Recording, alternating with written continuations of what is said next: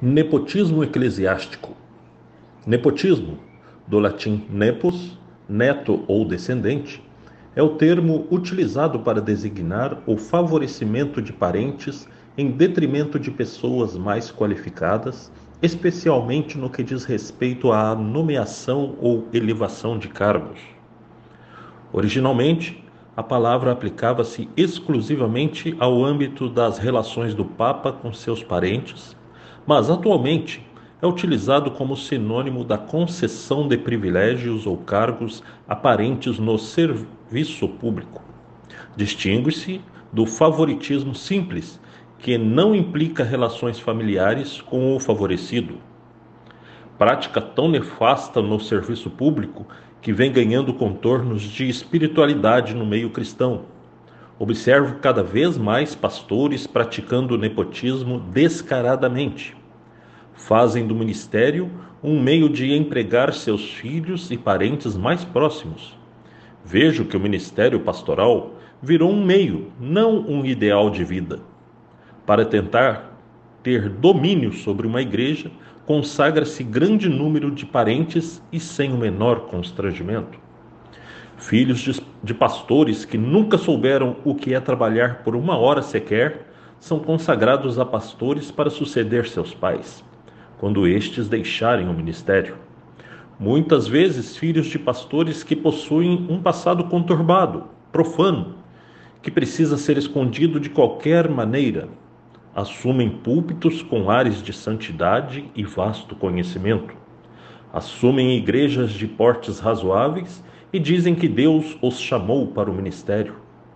Irmãos, sobrinhos, genros e o que mais aparecer assumem a liderança da obra de Deus sem ao menos terem sido provados pela vida, igreja ou por Deus. Se as igrejas fossem consultadas sobre tais consagrações, nunca teriam aprovado tais atos. Muitos consagram seus filhos e parentes ao ministério pastoral como se fosse um negócio que passasse de pai para filho.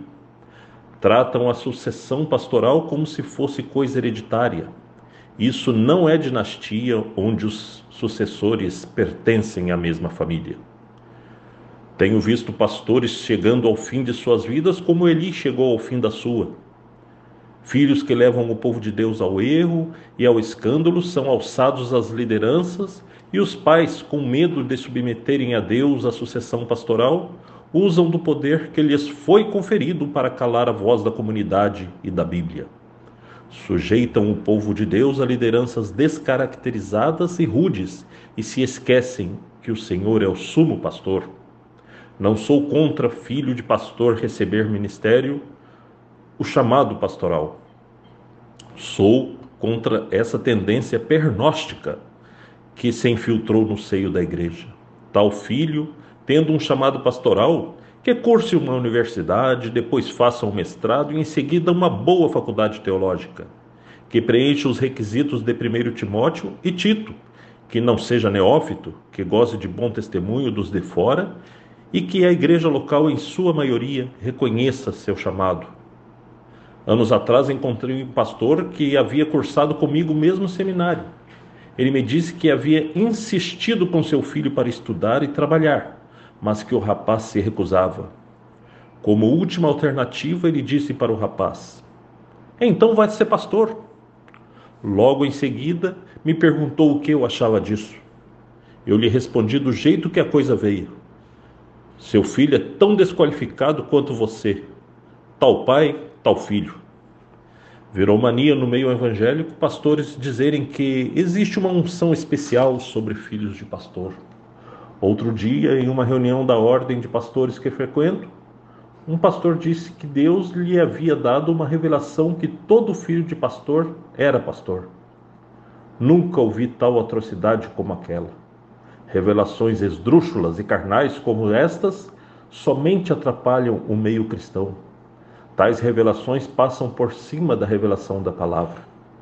Filho de pastor que não for alçado, ou melhor, não for alcançado pela graça de Deus, perecerá como perece o ímpio. Alguém já disse no passado: Deus não tem netos, somente filhos. Mas Que o Senhor se apiede de nós, pastores, e nos dê a graça de conduzir nossos filhos ao pleno conhecimento de Cristo.